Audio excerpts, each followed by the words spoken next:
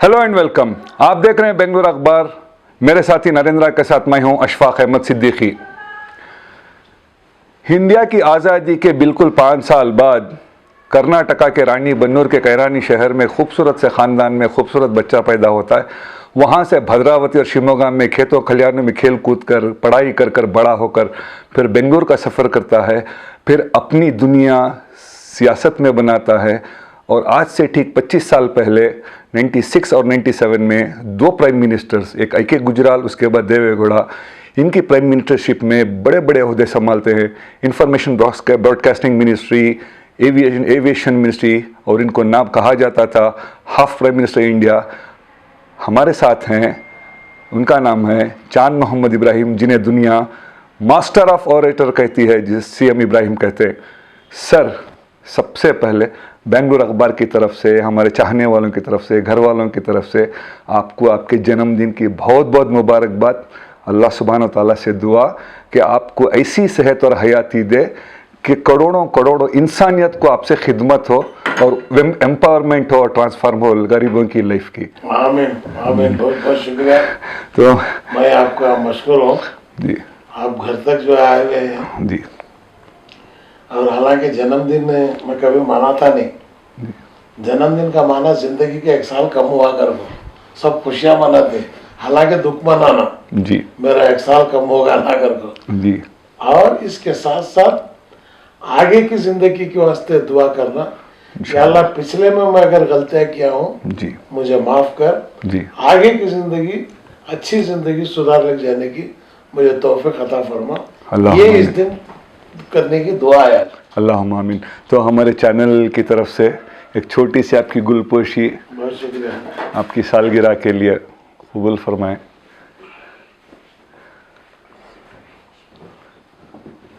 हमारे अम्मी हमेशा दुआ करते हैं मुझे, तुम जियो हज़ारों साल, हर साल के दिन हो 50,000।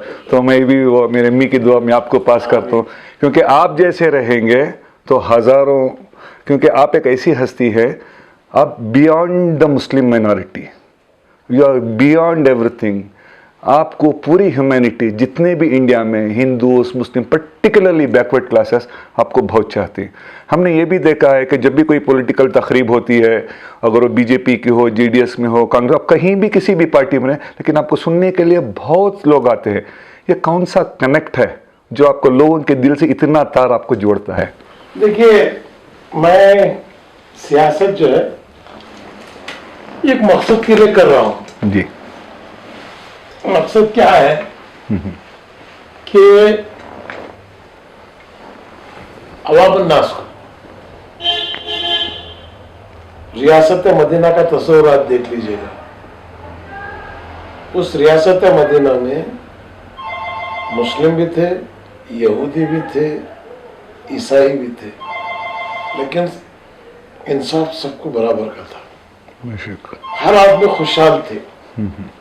तो आज दुनिया के मौरखीन लिखते हैं कि वे ऐसी रियासत कभी दुनिया में बनी नहीं जिसके बानी नबी करीम सल्लल्लाहु अलैहि वसल्लम। आज हमें उनकी उम्मत थी, तो आप कैसे रहना, एटलीस्ट आप रियासत मदीना कायम तो नहीं कर सकते, लेकिन उसके नजरिए को, उसके उसूलों को आप अपना कर जो है वो आप जो है अवाम अन्नास में फैला सकते हैं। और खिदमत करते वक्त जात, रंग, ऊंचा नीचा इस्लाम में कहीं नहीं है वो, बेशक। तो वही चीज जो है वो जब बात दिल से बात जबान पे निकलती तो असर करती बोलते ना। तो वो लोग जो है, क्योंकि मुझे 40 साल से देख रहे हैं, मैं जो चलता है वही बोलता हूँ, जो बोलता है वही चलता है। सर, आपको रोक रहा हूँ। कर्नाटका के चीफ मिनिस्टर निजलिंगप्पा हो, वीरेंद्र पाटिल ने हो, उनकी ऑब्जर्वेशन में आप आए थे जी। उस वक्त में 13-14 साल की उम्र में जी।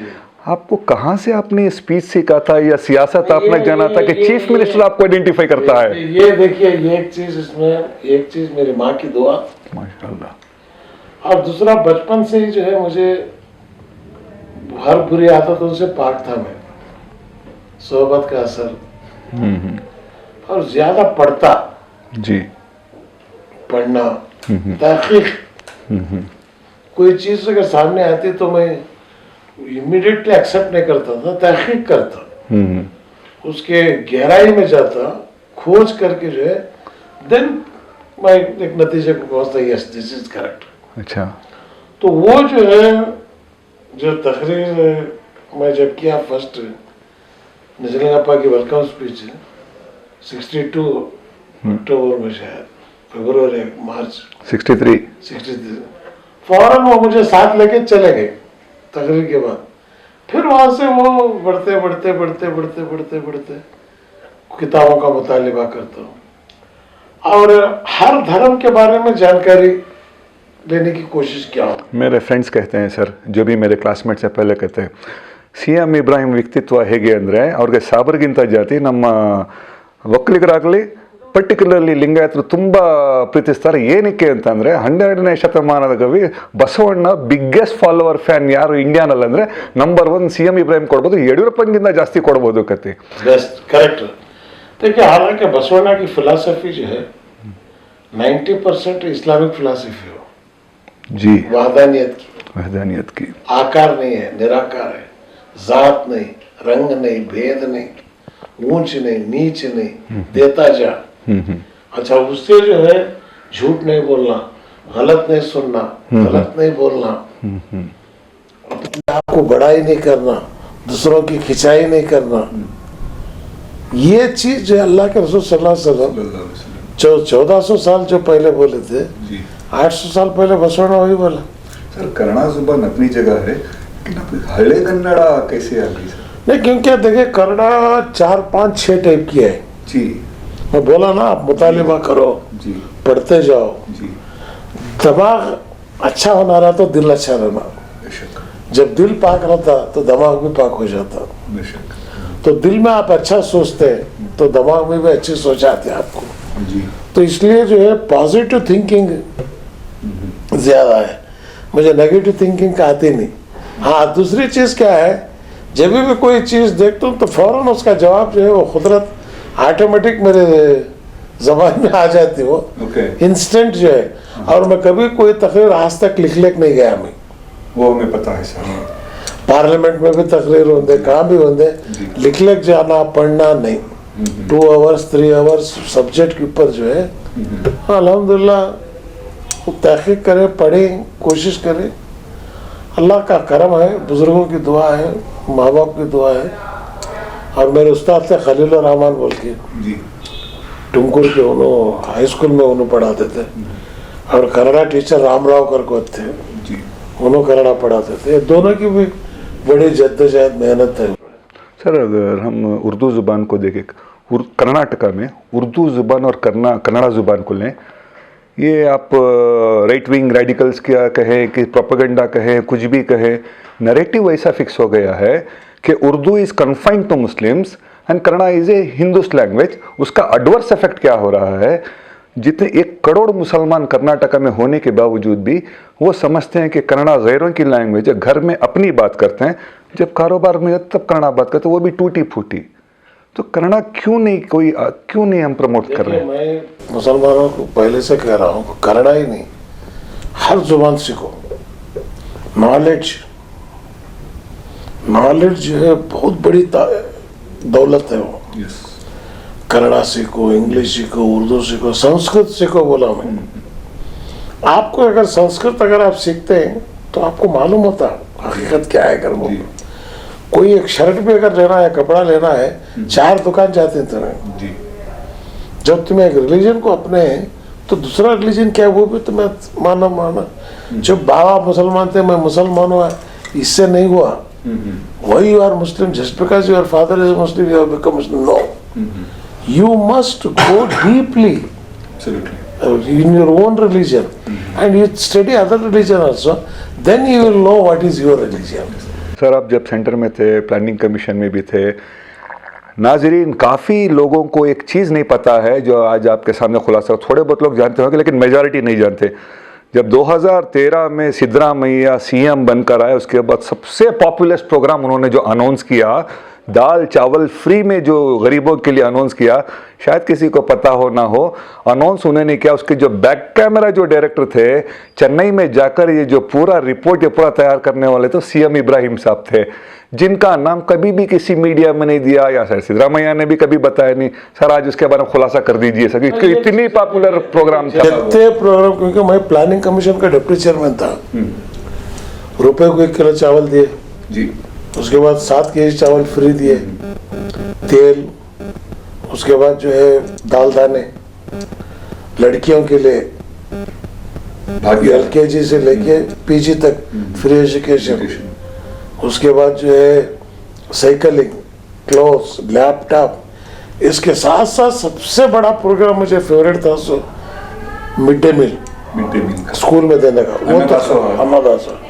ये जो है इंदिरा कैंटीन जो है तमिलनाडु में मैं 3 दिन बैठ के स्टडी करे, 5 रुपए सुबह का नाश्ता आराम से पेट भर कर, 10 रुपए को दोपहर का खाना, मजदूरी करने वाला रहता, ऑटो ड्राइवर रहता, गरीब रहता, रेलवे स्टेशन में आंखों नहीं उतरता, बस स्टैंड में आंखों उतरता, कोर्ट के केस को जाता, बच्चा स्कूल को जाता, 5 रुपए अगर उसके हाथ में रह गए, सुबह उन्होंने पेट भर को नाश्ता कर ले गया। अब ऑटो ड्राइवर 100 रुपए कमाया तो नाश्ते कुछ उसके 50 रुपए चले आते, उन्हें घर को क्या भी नहीं लग जाता। आज जो है वो ऑटो ड्राइवर 25 रुपए में उसका खाना पीना रात तक का भी हो जाता, घर को जाते टेम्पो ने 250-300 रुपए लग्जर जोरों हाथ में देता हूँ। आपने जयललिता से भी इसके बारे में कंसल्ट किया? उस वक्त वो थी, जयललिता से बात करा, खर्चा कितना आता इसमें, पकाते कैसा, तो पूरा बजट प्लानिंग एग्जीक्यूशन का पूरा करके लाके पास करा के देखे। सिद्धरामैया बोला जब मैंने राहुल गांधी बुला को जो है इनाग्रेट, बहुत पॉपुलर हुआ प्रोग्राम, सबसे पॉपुलर इंटरनेशनल अक्लेट्स इसको मिले। सिद्धरामैया का नाम तो टाइम्स की मैगजीन में तक आ गया था। This is how the empowerment of youth, the poor should happen. Sir क्योंकि हम अन्नदासोह की बात कर रहे हैं, अभी पिछले 3-4 दिन से अगर आप मीडिया को ऑब्जर्व करें तो इंदिरा कैंटीन को लेकर कंट्रोवर्सी क्रिएट हो गई है। बीजेपी के जो national general secretary CT Ravi है, उनका एक स्टेटमेंट आता है कि वो कहते हैं कि इंदिरा कैंटीन का नाम चेंज कर अन्नपूर्णेश्वरी कैंटीन रखना चाहिए। कांग्रेस का अलिगेशन ये है कि हम बंद करें, बीजेपी कहती है ನಾವು ಬಡವರಿಗೆ ಅನ್ನದಾಸೋಹ ನಿಲ್ಲಿಸಿ ಅಂತ ನಾವೆಲ್ಲೂ ಹೇಳ್ತಾ ಇಲ್ಲ, ನಾವು ಬರೀ ಹೆಸರು ಚೇಂಜ್ ಮಾಡಿ ಅಂತ ಹೇಳ್ತಾ ಇರೋದು। ಕಾಂಗ್ರೆಸ್ಗೆ ಬಡವ್ರಿಗೆ ಅನ್ನ ಕೊಡೋದು ಇಂಪಾರ್ಟೆಂಟಾ ಅಥವಾ ಹೆಸರು ಉಳಿಸ್ಕೊಳ್ಳೋದು ಇಂಪಾರ್ಟೆಂಟ್ बोल के आप पे इल्जाम लगा रहे हैं। और साथ ही साथ सर, सॉरी फॉर इंटरप्ट, साथ ही साथ उन्होंने इस एलिगेशन में आपका भी नाम ले लिया। आपका नाम लेते उन्होंने ये कह दिया ಒಂದು ಕಾಲದಲ್ಲಿ ಇಂದಿರಾ ಗಾಂಧಿಗೆ CM ಇಬ್ರವ್ರು ಯಾವ ಲೆವೆಲಲ್ಲಿ ಹೇಳಿದ್ರು ಆ ಮಟ್ಟಕ್ಕೆ ನಾನು ಇಳಿಯೋದಿಲ್ಲ, ಅವನ್ನೇ ಕೇಳ್ಕೊಳ್ಳಿ, अन्नपूर्णेश्वरी ಹೆಸರು ಅಂತ ಇಡಬೇಕು बोल के बोल रहे हैं। आपकी वजाहत क्या रहेगी? देखिए CT रवि उनकी जबान बोलती उनका कल्चर क्या है बोल के, उनकी जबान उनके बातों से पता चलता कि भाई कहाँ से कौन से कचरे से पैदा हुआ है बोल के। नाम बदल करना इन्हों एक प्रेसिडेंट डाल रही जी। अब कई जगह वाजपेयी का नाम है, कांग्रेस आते वाजपेयी का नाम बदलना। दीनदयाल उपाध्याय रोड है, वो रोड को निकाल डाल को केंपेगौड़ा रोड रख डाला। साथ में ये बोल दिया कि आप चाहे तो नेहरू हुक्का बार के नाम से आप रख दो। हुक्का बार को कंपेयर कर दिया उन्होंने इंदिरा कैंटीन के दासोह प्रोग्राम। वो बोला ना, इनका कल्चर ही है बिल्कुल गिरे हुए लोग। अब पूरी पार्टी इन्हों प्रिंसिपल पर नहीं है, जज्बात के ऊपर बनी सब पार्टी है। हिंदू मुस्लिम वो जज्बात के ऊपर। सोडा बाटल के अंदर गैस रही तक वो सोडा में मजा रहता, इनकी गैस खत्म होते आ गई। तो इन्हों कोशिश कर रहे हैं कि लोगों को दोबारा जो है उभारे। 109 रुपए पेट्रोल हुआ, शर्म करना है इन्हों, शर्म हया नहीं है इनको। खाने का तेल 250 रुपए है। रवि की जोरू तेल क्या इन्हें ले लगा दे रहा, क्या उन्हें ले लगा रही। रवि की जोरू को पूछना था, नम्मव्व रवि धर्म पत्नी ಎಣ್ಣೆ ಎಷ್ಟಿಗೆ ತರ್ತಾ ಇದೆಯಮ್ಮ, ಗ್ಯಾಸ್ ಎಷ್ಟಿಗೆ ತರ್ತಾ ಇದೆಯಮ್ಮ, ನಾಚಿಕೆ ಆಗ್ಬೇಕು ಇವರಿಗೆ, ಇವ್ರ ಜನ್ಮಕ್ಕೆ। 60 ರೂಪಾಯಿ ಪೆಟ್ರೋಲ್ ಮನಮೋಹನ್ ಸಿಂಗ್ ಇದ್ದಾಗ ದೊಡ್ಡ ಚಳವಳಿ ಮಾಡಿದ್ರಿ। सोचने वाली बात यह है, इतने सारे कांग्रेस में लीडर्स हैं, वो माइनॉरिटी की नहीं बात करें, पूरे कांग्रेस लीडर्स हैं, आप ज़्यादा जा भी नहीं रहे। सीटी रवि इंटेंशनली आपका नाम ड्रॉ करने की ज़रूरत नहीं, क्योंकि आपने कोई स्टेटमेंट दिया नहीं था। क्या उनका मकसद ये है कि वो आपसे कोई रिएक्शन एक्सपेक्ट कर रहे हैं? नहीं नहीं, वो रिएक्शन के लिए घट्टे से आदमी कुछ ना है। जो झाड़ में फल ज्यादा है वहां से पत्थर मारने का, खाली झाड़ के ऊपर पत्थर एक मारती। जहाँ आदमी मजबूत है वहां जरा कोशिश करते हैं सब। रवि को मालूम है इनकी औकात क्या है कहने का। ये सब येडियुरप्पा के नीचे बड़े बच्चे ही है। येडियुरप्पा को छोड़ को माइनस लिंगायत इन आओ का ना बाहर मालूम होता है इनका। सर अभी 1 मिनट पहले आप कह रहे थे पोलराइजेशन के बात में कि बीजेपी किस तरह से पोलराइज करके इलेक्शन में जीती है। अगर हम पोलराइज की बात करें तो हमें लगता है कि हमारे में भी, मुसलमानों में, क्यों, कर्नाटका की पॉपुलेशन 1 करोड़ की है। 1 करोड़ की पॉपुलेशन में उसको लीड करने की जो कुर्सी शायद वेकेंट ही नजर आ रही है, क्योंकि जितने नेता हैं, आप पॉलिटिक्स में लीडर्स की बात करें, उलमा इकराम में लीडर्स की बात करें, किसी भी डिपार्टमेंट में आप बात करें, एक दूसरे में इत्तेहाद की कमी, ना इत्तेफाकी इतनी ज़्यादा है, वो कुर्सी भी खाली है। और पिछले 2-3 महीने से अगर हम देख रहे हैं तो क्या बीजेपी की तरफ से मुसलमानों में पोलराइजेशन हो रहा है एक लीडरशिप को लेकर, कि दूसरे बड़े बड़े जितने कांग्रेस के लीडर से दूर भाग रहे हैं? देखिए, जहां तक लीडरशिप का सवाल है, 1400 साल से यह मसला है। खुलफाए राशिदीन के ज़माने से शुरू हो गए, आज से नहीं है। हमने हेरिडिटी मिली है ये। वजह क्या है? शैतान इस कौम के पीछे है, दूसरे कौमों के साथ उन्हें जाता नहीं, ऑलरेडी उनके साथ है। ये कौम को बर्बाद करना शैतान का सबसे बड़ा मकसद है। ऐसे चीज में जो है, जब हवा अपोजिट विंड आती, तूफान आता, ऐसे तूफान को फेस करके जाने का नाम है ना उसे लीडर करने का। हम ना आदत हो गई वो जी।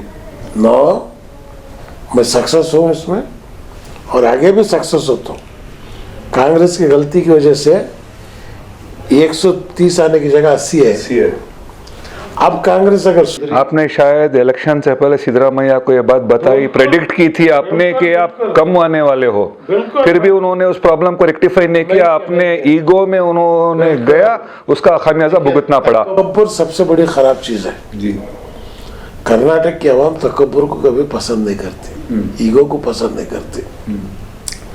अब कांग्रेस वाले थोड़ा, अभी सिद्धरामैया से भी बात करके आया हूं मैं जस्ट नाउ, क्योंकि मैं कल दुबई जा रहा हूँ जी। मैं बोला हूँ वापस आने के बाद तफसील से बात करेंगे बोल के। बहुत सारे चेंजेस कर्नाटक में पॉलिटिक्स में आने वाले हैं। मैं जो बोला था येडियुरप्पा जाता गया, अब ये भी गवर्नमेंट नवंबर खत्म। सर एक प्रेडिक्शन और कर दीजिए। हमने हमेशा देखा है कांग्रेस के लीडर, वो केपीसीसी प्रेसिडेंट डी के शिव कुमार हो या सिद्धरामैया हो, कोई सलीम अहमद, कोई भी लीडर हो, जहाँ भी जाते हैं एक स्टेटमेंट देते हैं, ಮುಂದಿನ ಚುನಾವಣೆಯಲ್ಲಿ ಕಾಂಗ್ರೆಸ್ಗೆ ತುಂಬ ಒಳ್ಳೆ वातावरण ಇದೆ, वातावरण इतना कह देते हैं।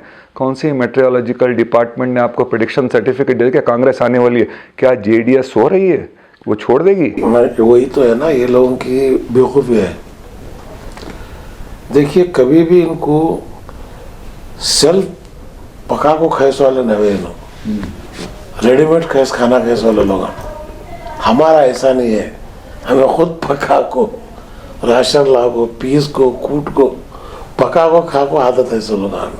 सर इन पे और एक इल्ज़ाम है कि कांग्रेस के जितने बड़े नेता है वो एयर कंडीशन कार से नीचे नहीं उतरते हैं, जब उतरते हैं तो सिर्फ स्टेज चढ़ते फिर बैठ के चले जाते, इसलिए ग्रास रूट से वो कनेक्टेड नहीं है, इसलिए वो धोखा खा रहे हैं। 100% करेक्ट। वो चीज़ें बदलो करना सब है आप, नंबर 1।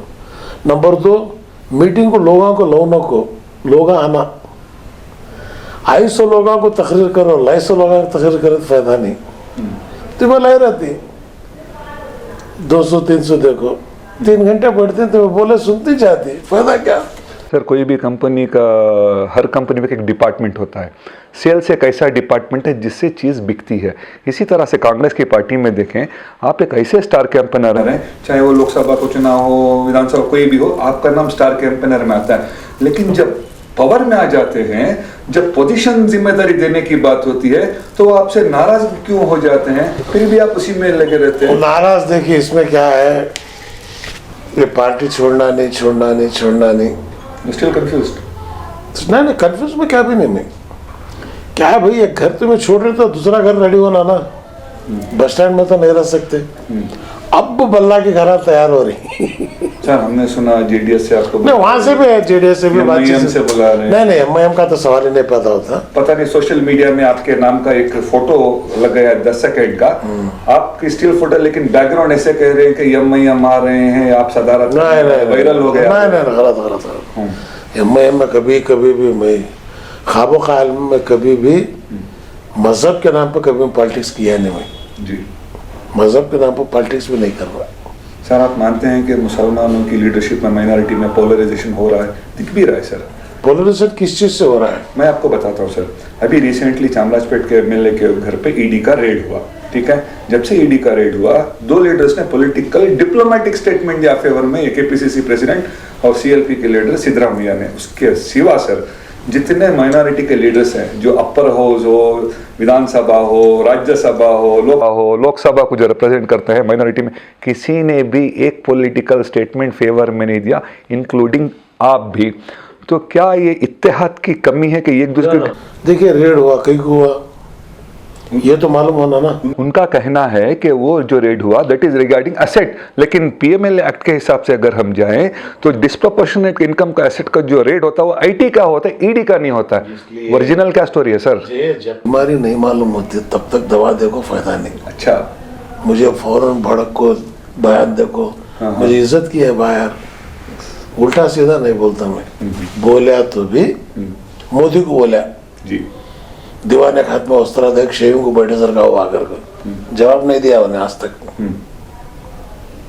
हकीकत तो ये रोशन बेग का रेड हुआ, जमीर का रेड हुआ, हमें इंफॉर्मेशन ले रहे कहीं को रेड हुआ, क्या वास्ते रेड हुआ।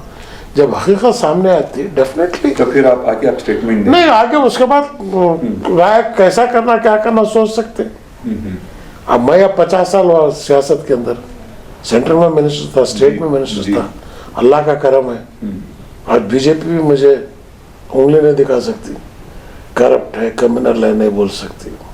हाँ, दबा को बोलता है नहीं कर बोलती, गालियां देता है कर बोलती, करप्ट क्रिमिनल कर को नहीं बोले आज तक मेरे। कर्नाटका के 1 करोड़ मुसलमान, 1.25 करोड़ है, 1.25 करोड़ मुसलमान अभी 2 दिन से सिद्धरामैया डिमांड कर रहे हैं कि कास्ट बेस्ड सेंसस को अनाउंस करो, डिक्लेयर करो। क्या वो पब्लिक में रियलिटी जानने के लिए है या आइंदा का पार्ट 2? लेट अस सी। मैं भी कुछ उसका रिएक्शन नहीं करता, ये 1 महीना जान दे। सर हमारे 1 करोड़ 1.25 करोड़ मुसलमानों की लीडरशिप किसके हाथ में सर? 1.25 करोड़ मुसलमानों को इतना बोलने का, हमें लोग जिंदा है। यस, मैं लीडर का को नहीं बोलता, आई विल लीड। क्या हमें डिपेंड होना है कांग्रेस पे? क्या कांग्रेस हमारी डॉक्टर है? क्या ऑक्सीजन सिलेंडर है कांग्रेस माइनॉरिटी मुसलमानों के लिए? हमें ना कांग्रेस पे डिपेंड होना है, ना JDS पे डिपेंड होना, ना BJP पे। सब हमारे ऊपर डिपेंडेंट है, हमें किसी के ऊपर डिपेंड होने की जरूरत नहीं। CM इब्राहिम पॉलिटिकल स्टैंड कब लेंगे साइड का लीड करने? जब जरूरत पड़ी तो। मतलब इलेक्शन अनाउंस होने तक? नहीं, इलेक्शन के पहले। इलेक्शन के पहले, यस, बिफोर 2 years। इलेक्शन 1.5 साल है तो शुरू हो जाता काम हमारा। सर आज जो कोविड की वबा जो चल रही है, वो जरा ठंडी हो दे। आपसे आखिरी 2 सवाल सर। अब जो कोविड से पिछले 1.5 साल से जो दुनिया में जो तबाही हो रही है, कर्नाटका में हिंदू मुसलमान कोई भी इतने बर्बाद हो रहे, लेकिन मुसलमानों की खस्ता हालत को देखें, इतनी मजबूर कौम हो गई है कि हमेशा दाल चावल के लिए टूट पड़ के लेते हैं। मीडिया में दिखा जाता है कि कितनी गरीब कौम है। जितने लीडर्स हमारे 70 साल से आए हैं, क्या उन्होंने कभी सोचा नहीं कि इनको एम्पावरमेंट करना है? क्योंकि जितने लीडर्स के घर है वो 30-40 से बड़े बड़े बंगले बन गए, लेकिन हमारे घर में तो आज भी छत में पानी जाता ही है। Honestly answer sir. जिससे खबर का डर नहीं रहता जी, ऐसे लीडर को लाओ जिससे खबर का डर हो। शक ऐसे कौन है सर? है आज के ज़माने में? आते लाओ है। पब्लिक में क्या है, यूथ पॉलिटिक्स को करियर ही नहीं देखना चाहती, क्योंकि पॉलिटिक्स में जाने के लिए लाखों करोड़ों की जरूरत है। नहीं, वही ऐसा परसेप्शन है। देखिए आज आपको एक बात बोलूं, जी सर, मेरे पॉलिटिक्स में आने के बाद इकबाल अंसारी को, ये जमीर को, रोशन बेग को, मिराजुद्दीन पटेल को कौन लाए, खमरुल इस्लाम को कौन लाए? These are all my products. तो आप क्यों? जी स्टिल देर आर, अभी भी है लोग, तादाद काफी तादाद है। जी सर। आप देखते जाओ नवंबर से क्या हालत होती है। तो अब दोबारा उसी फैक्ट्री में जाएंगे जहाँ पे नहीं, फैक्ट्री हमारी फैक्ट्री हमें खुद बनेंगे, देखेंगे जहाँ सेटिंग होता है। आखिरी सवाल साहब से, क्योंकि कल आज़ादी का दिन है, आज़ाद भारत के 74 साल हैं, तो मुसलमानों का कंट्रीब्यूशन को हमेशा से राइट विंग रेडिकल्स इग्नोर ही करते आए हैं। अशफाकुल्ला खान से लेकर जितने भी आए हैं वो समझते हैं कि हर बार माइनॉरिटीज़ को सबूत देना पड़ता है अपनी नेशनलिज्म के, पेट्रियाटिज़म को लेकर। तो आज़ाद भारत में जो मुसलमानों का कंट्रीब्यूशन रिकग्निशन क्यों नहीं होता सर? देखिए, बदकिस्मती से मौलाना नौमानी साहब की किताब है, पढ़िए आप, उसमें हकीकत उन्होंने बोले हैं। किताब का नाम सर? किताब का नाम मैं भूल रहा हूँ, वो एक अच्छी किताब है, हाल में छपी है। जी जी। मुसलमानों का कंट्रीब्यूशन क्या, दिल्ली में इंडिया गेट है, ये 1 लाख शोधा के नाम है, उसमें 70,000 मुसलमानों के नाम आए हैं। ये आज लिखे सुने 70 साल पहले लिखे सो नामा हो, इससे बड़ा क्या होना आपको? लाल किला जहाँ खड़ रहा मोदी भी, कोई इनके चिच्चा बंदे थे, कुतुब मीनार, ताजमहल, ब्रिटिश वाले लूट को ले लग गए, लेकिन मुगला हिंदुस्तान के अंदर तारीख बने, हिंदुस्तान को बने, इस्लाम को नहीं बने उन्होंने। जी। उस वक्त भी 20% था, आज भी 20% ही से, जी। 80% हिंदू है। 600 साल मुगलों का राज था, जी। हिंदू खतरे में नहीं था। 200 साल अंग्रेज का राज था, हिंदू खतरे में नहीं था। 70 साल हुआ आजादी को, कई दूसरे प्राइम मिनिस्टर थे, हिंदू खतरे में नहीं था। जब से मोदी प्राइम मिनिस्टर बना तब से हिंदू खतरे में आ गया। तो मोदी को निकालो, हिंदू का खतरा दूर करो। आप ये पॉलिटिकल ट्रांसफॉर्मेशन जो आपका अगला आपका डिसीजन उसमें आप लेके आएंगे, आप नए लीडर्स को आप बनाएंगे? अरे जब डेफिनेटली, देखिए मैं लोगों के सामने बोल रहा हूँ, मुल्क को बचाओ। बिल्डिंग बचे तो रूम बचे जे, बिल्डिंग ही चले जा रही, 109 रुपए पेट्रोल, क्या बचेगा मुल्क के? सर आपको लगता है कांग्रेस में इतना सब आपको ताकत, इतना पोजीशन सब देंगे कि आप इस तरह के डिसीजन लो? अगर नहीं कांग्रेस नहीं दी तो कांग्रेस बर्बाद होती। तो इसलिए मैं ये बार जो है ड्राइविंग सीट पूछ रहा हूँ, डिसीजन मेकिंग में हमें रहना। यही बात सर, यही बात। क्या कहते हैं, मुसलमान एक हॉट सेलिंग प्रोडक्ट है, particularly during the time of elections. BJP का खौफ पैदा करती है कांग्रेस मुसलमानों में। अब वो खौफ निकल गया है, अब वो खौफ निकल गया है। बीजेपी का खौफ और भैंस डरने की जरूरत सवाल ही नहीं है। 7 साल मोदी को भी देख डाले हमें, क्या भी फर्क नहीं पड़ा। मोदी की दाढ़ी बड़ी, हमने क्या भी फर्क नहीं पड़ा। दाढ़िया नको, बुरखा नको कहते थे, अब भरत माने भी बुरखा पहन रही, मोदी भी दाढ़ी छोड़ा। सर लास्ट, क्योंकि आज आपका बर्थडे है, काफ़ी सारे फैंस होंगे जो आपके मुंतजर होंगे, आपके फैंस के लिए एक मैसेज दे दीजिए। बस इतना ही, दुआ कीजिए, क्योंकि हमारा बर्थडे कभी भी केट कट करना अगर मुझे रफत नहीं है, वो कभी करा नहीं। दुआ कीजिए, ज़िंदगी का 1 साल कम हुआ है, अल्लाह तबारक व तआला आगे का ज़िंदगी जो बची है, पिछली ज़िंदगी से नेक ज़िंदगी जिए। और मैं जब पैदावार हो रहा था, दुनिया हंस रही थी, जब मैं मरूंगा मैं हंसते हंसते जाना चाहिए, सामने खड़े वाले रोते रहना चाहिए। डेफिनेटली सर, इस दुआ के साथ इस बात को ख़त्म करते हैं कि आने वाली आपकी ज़िंदगी 50 साल, 100 साल, 1000 साल, गरीब, मुसलमान, हिंदू कोई भी हो, उनकी लाइफ ट्रांसफार्म हो, वो आपको याद करें। वम्मा साइला फला तनहर, वम्मा भी नेमत रब्बी का फातिस कुरान डिक्लेयर करता। जी। जब मेरा अल्लाह, जो मेरा माबूद रिज़्क़ देने वाला उन्हें, अब तुम्हें यहाँ चाय पिए मैं नहीं पिलाया, ये उन्हें तुम्हारा यहाँ रखा था, माबूद ने। तो उससे मैं बहुत शुक्रगुजार हूँ आपका। अल्लाह ताला आपको भी तब दे, सर हमारा नया चैनल है बेंगलुरु अखबार। अल्लाह ताला ने चैनल जो है कामयाब हो। डेफिनेटली जिस तरीके से आप इसे चला रहे, आपके सवालात और आपका तजुर्बा देखे तो ये बहुत आगे चलता। इंशाल्लाह हमारी सरकार बने दे, पूरा हमारा ताउन तुम्हारा। इंशाअल्लाह, जज़ाकल्लाह। तो नाज़रीन, फ्रेंड्स, आपने देखा the power of the speech, the master orator of Karnataka, not just Karnataka, the entire India, CM Ibrahim साहब। इनकी हमने बात सुनी। उम्मीद करते हैं कि जब भी ये पॉलिटिकल डिसीजन लेंगे, गरीब किसी भी कम्युनिटी का हो, इनकी काम से उनकी लाइफ ट्रांसफार्म हो। बखिया खबरों के लिए आप देखते रहिए बेंगलुरु अखबार। मेरे दोस्त नरेंद्र के साथ मैं हूँ अशफाक अहमद सिद्दीकी। जय हिंद।